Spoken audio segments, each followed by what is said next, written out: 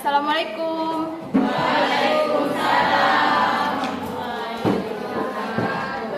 Islami Qiyamah. Ta'zim salam. Assalamualaikum warahmatullahi wabarakatuh.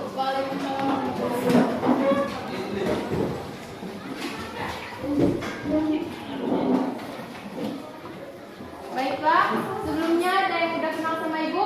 Belum. Nah, di sini Ibu akan memperkenalkan diri. Perkenalkan, nama Ibu Sofa Mulia. Di sini Ibu akan menggantikan Ibu Alni dikarenakan beliau sedang ada acara di luar kota. Bu Alni ngajar fikih kan? Iya. Minggu kemarin materi sama Ibu Zulfa ada yang masih ingat?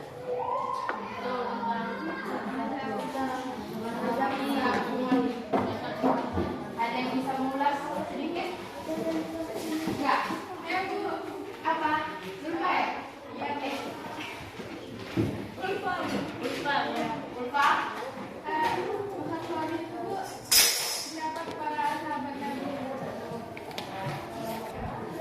Ada yang bisa nambah lagi? Tidak ada? Jadi langsung aja ya masuk ke materi Ibu, yaitu tentang ijma. Sebelumnya ada yang udah tahu belum? Apa itu ijma? Belum.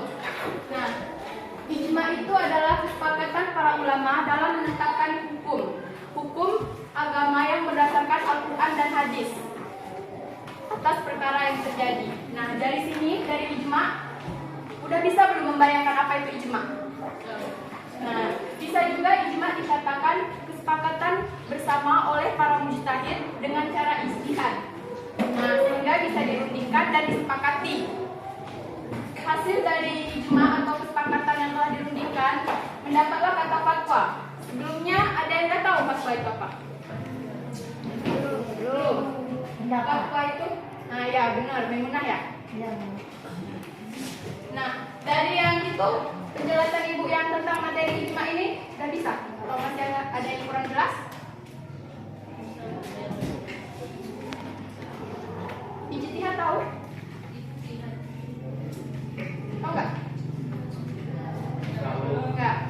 Nah, ijtihad itu adalah sebuah usaha yang sungguh-sungguh dalam mencari ilmu untuk merumuskan atau memecahkan masalah yang terjadi.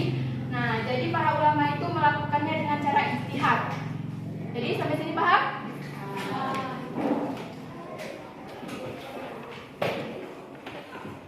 Kita lanjut ke perubahan ijma. Nah, jumhur ulama ini berpendapat bahwa kedudukan ijma itu menempati kedudukan setelah Al-Quran dan Sunnah. Maka ijma ini dapat menetapkan hukum dengan mengikat atau wajib dipatuhi oleh umat muslim. Nah, apabila rukun ijma ini telah terpenuhi, maka umat manusia atau kaum muslimin wajib mengamalkannya atau tidak boleh mengingkarinya. Apabila mengingkarinya, maka orang tersebut atau seseorang yang telah mengingkarinya itu akan disebut kafir. Sampai sini paham tentang perubahan ijma?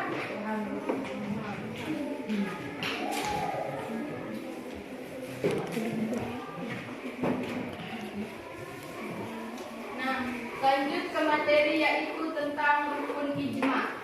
Ada yang tahu rukun ijma? Belum. Ibu di sini akan menyebutkan minimal 4 agar kalian lebih bisa memahaminya ya. Nah, yang pertama, rukun ijma ini para mujtahidnya wajib lebih dari 1 orang. Nah, jadi tidak dikatakan itu ijma apabila para mujtahidnya kurang dari 1 orang, tidak lebih dari 1 orang, dan tidak dikatakan itu kesepakatan apabila hanya dilakukan oleh 1 orang mujtahid saja. Nah, lanjut yang kedua, rukun ijma yang kedua, yaitu para mujtahid menyetujui hukum syara yang telah mereka tetapkan dengan tidak memandang negara atau golongan dari orang tersebut. Nah, jadi rukun ijma yang kedua ini menjelaskan tentang atau menyepakati tentang hukum syara yang telah mereka tetapkan. Ada yang tahu hukum syara itu apa? Nggak ada yang tahu?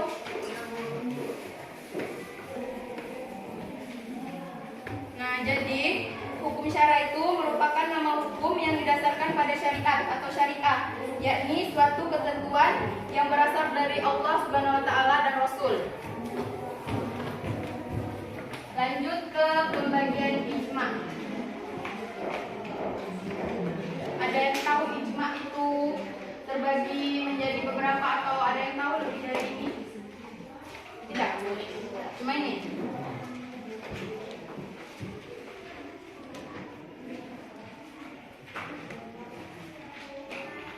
Nah, ijma yang pertama yaitu ijma salih.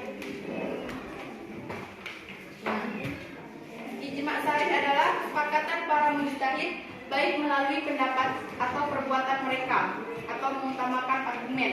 Nah, sedangkan ijma suti ini adalah kesepakatan para mujtahid yang beberapa dari mereka menyatakan argumennya, sedangkan ada beberapa mujtahid lainnya tidak menyatakan argumen tapi tidak membantah perkataan yang dikatakan oleh mujtahid lainnya.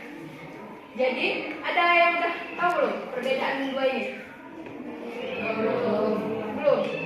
Nah, ijma salih ini ijma yang para mujtahidnya semuanya mengajukan argumen atau pendapat, sedangkan ijma ini ada yang mengajukan argumen, ada yang tidak, tapi diamnya itu dianggap setuju.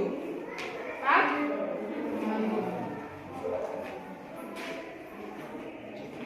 Lanjut ke ijma qat'iyah.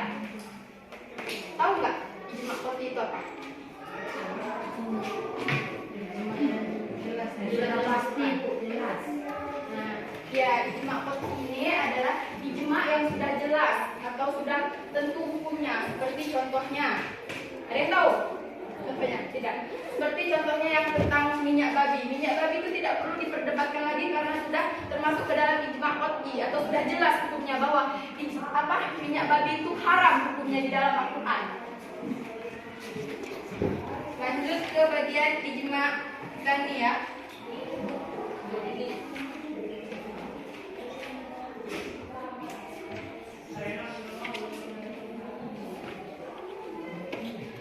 Nah, ijma tsani ini adalah hukum yang masih bersifat relatif atau dugaan.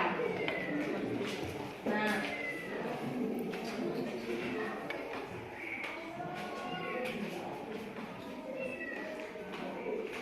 dari selain minyak babi ada nggak yang bisa ngasih contoh dari ijma, dari empat ijma ini?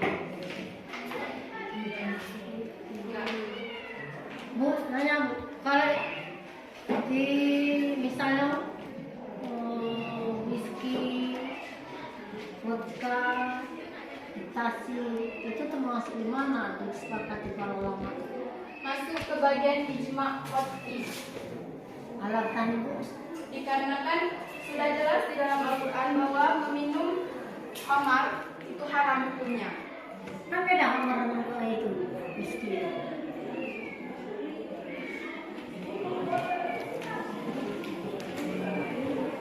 Kan dia bilang khamar gitu kan? Ya, Ya, maksud ibu tuh kopi itu di mana penjelasannya? Bagaimana penjelasannya?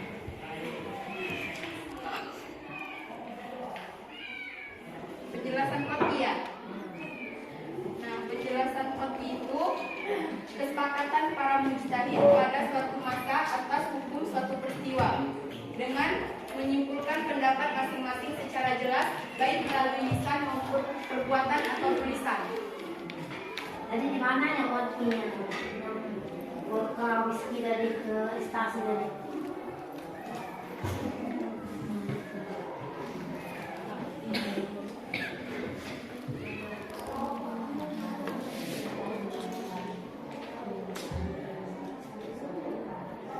Kan bilang tadi itu masih ijma qat'i. Yang mana nih ijma qat'i? Penjelasannya. Di bagian lisan. Menyambungnya. yang tadi yang saya sebutkan Miski, Otka, Stasi itu kan termasuk dari ijma qat'i. Nah, kok bisa ibu masukkan ijma qat'i? Alasannya apa? Bilang tadi udah pasti. Nah, maksudnya itu apa udah pasti? Dikarenakan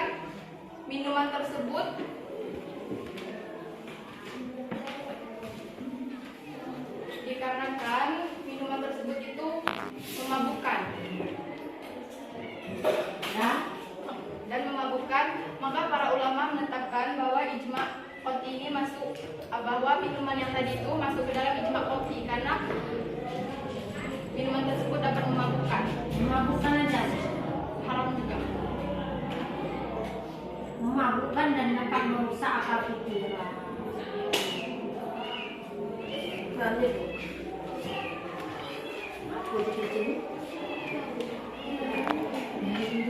Nah, selain Maimunah ada yang masih ingin bertanya? Oke, ibu yang bertanya ya.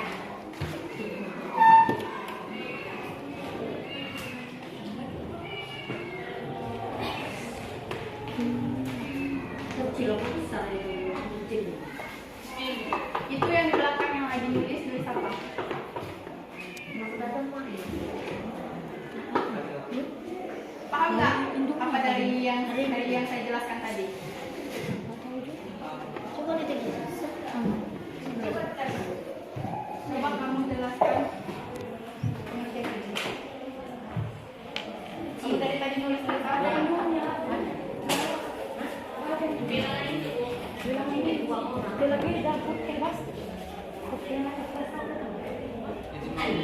Iya, ijma itu apa? Ijma adalah keputusan para ulama untuk menetapkan suatu hukum.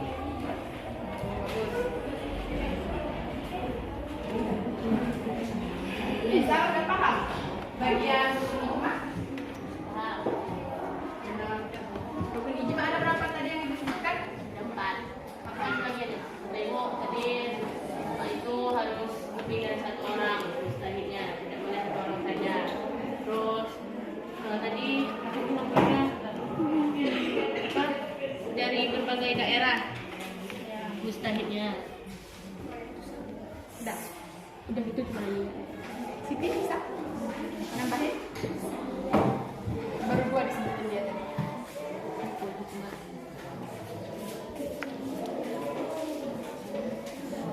Bisa.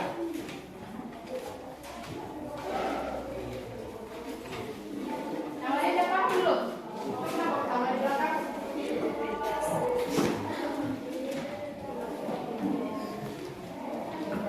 Kamu yang baru kepala di belakang kenapa? Udah paham belum? Insya Allah paham. Coba kasih pengertian ijma. Sana.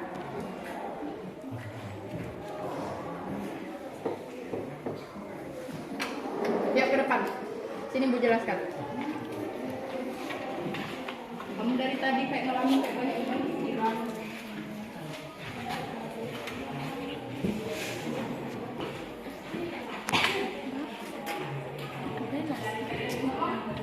Tahu nggak apa itu?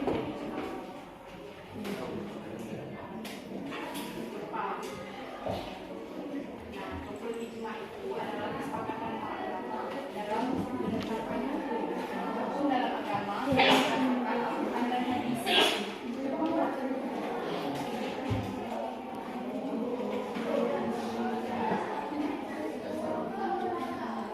Kesepakatan para ulama. Para ulama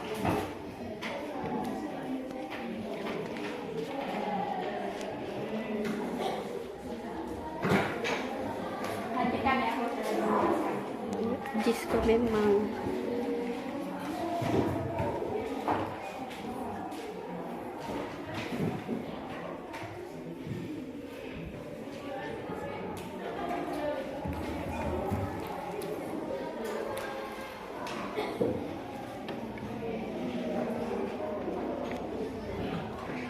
Jadi paham ya apa yang ibu jelaskan tadi? Ibu kasih itu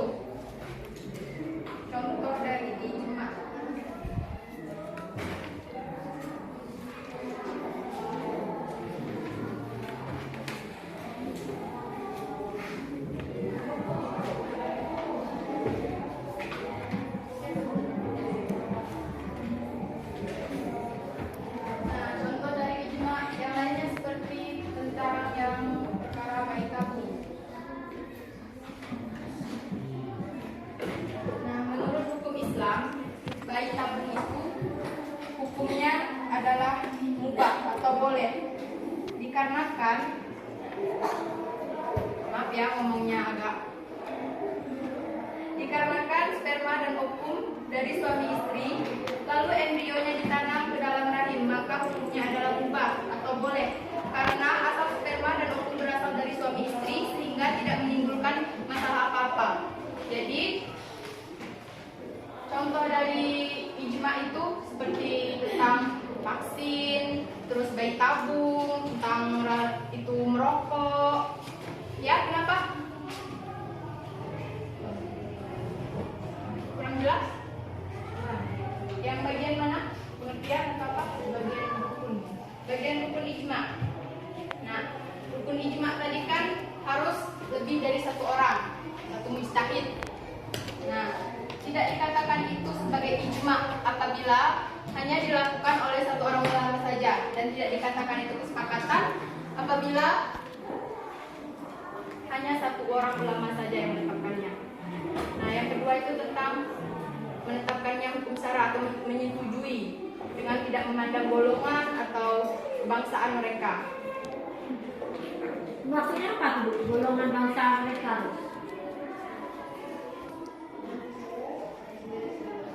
Jadi maksudnya itu dalam menetapkan hukum tidak memandang dari kasta orang yang akan ditetapkan hukumnya itu, dengan tidak memandang golongan dan negara mereka dari mana mereka berasal. Yang dipandang apanya, Bu? Jadi yang dipandang itu tentang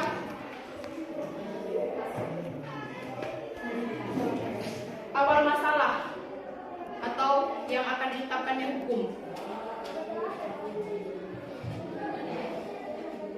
Apa maksudnya, Bu? Jadi kan Tidak memandang ras kan? ya, Siapapun ulamanya, siapapun yang dalam menetapkan hukum tidak memandang ras, baik umat, agama, ras, bangsa, golongan. Nah, yang dipandang itu apanya? yang dipandang itu kasusnya atau yang akan ditetapkannya hukumnya. Kasus beda dengan orang-orang itu.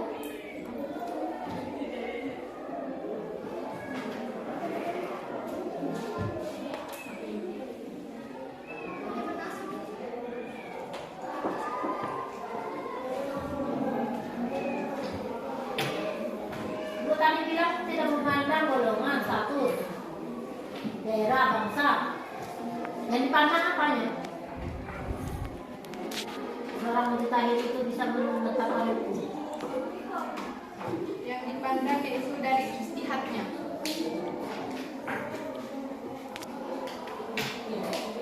Dari ijtihadnya. Ya.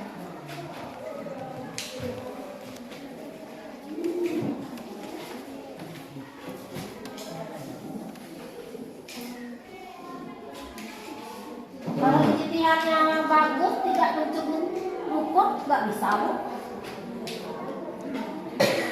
Tidak bisa melakukan ijtihad.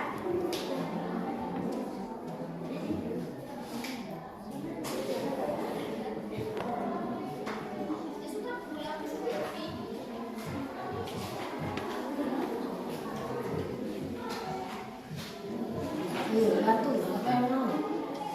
Yesa, batu Yesa.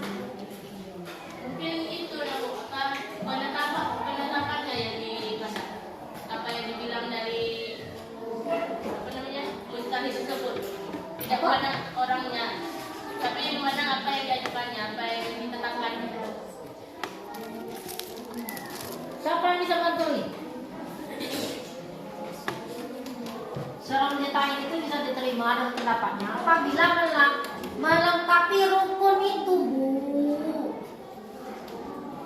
Kan Ibu bilang tadi kan, apabila rukun sudah terpenuhi, pintar bahasa Arab, pintar itu, nah siapapun agamanya, golongan apapun dia, kalau sudah mencakup rukun ijma itu, berarti dia seorang mujtahid yang boleh menetapkan hukum. Itu Ibu jelaskan tadi. Masa lupa Ibu? Jadi seorang mujtahid itu bisa menyelesaikan hukum, menentukan hukum apabila rukunnya terpenuhi. Itu kan Ibu bilang hukum itu apa? Coba Ibu baca. Rukun itu Arti rukun Ibu.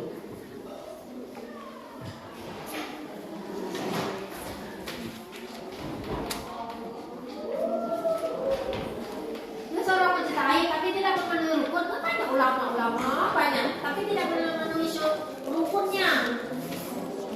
Bisa nggak yang terpenuhi? Nah, kenapa? Jadi apa kesimpulannya? Karena sebelum menetapkan ijma atau menetapkan hukum haruslah memenuhi rukun ijma dulu. Nah, apa rukunnya? Harus berjumlah lebih dari satu orang dan tidaklah dikatakan itu ijma apabila hanya dilakukan oleh satu orang mujtahid saja. Tunggu. Ibu, syarat mana? Syarat mana? Syarat ijma. Rukun ada syaratnya?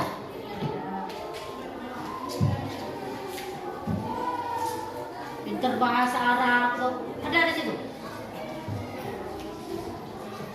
Itu fakta dulu. Jadi ditinggalkan. Syarat orang mujtahid itu kan?